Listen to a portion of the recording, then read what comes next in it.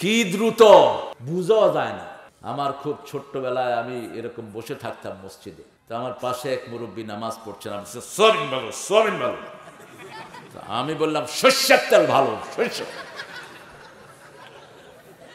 তো মুরব্বী নামাজ শেষ করে বলে, এই তুই সর্ষের তেল ভালো কইলি কেন?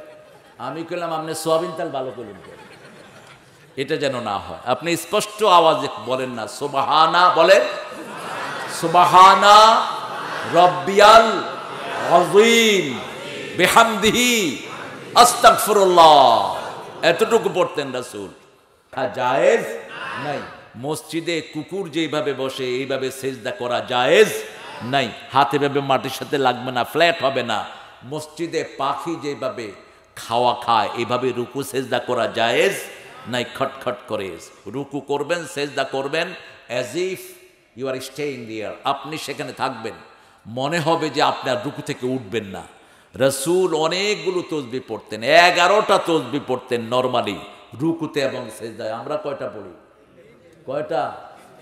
একদম শেষে যখন সূরা নাজিল হলো ফাসাব্বিহ বিহামদি রাব্বিকা আস্তাগফির, যখন তুমি আল্লাহ তসবিহ করবা তখন ইস্তিগফারও পড়ো।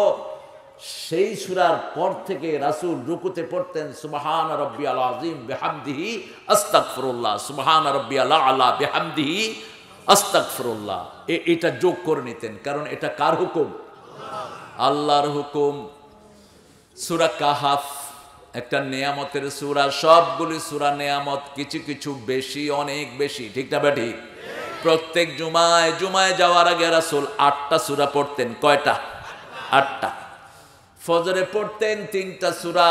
ফজরের প্রথম রাকাতে জুমার দিন পড়তেন সূরা সাজদা, দ্বিতীয় রাকাতে পড়তেন সূরা দাহার, হাল আতা আলাল ইনসানি হিনুম মিনাদ দাহরি লাম ইয়াকুন শাইআম মাযকুরা, এটা পড়তেন এই দুইটা।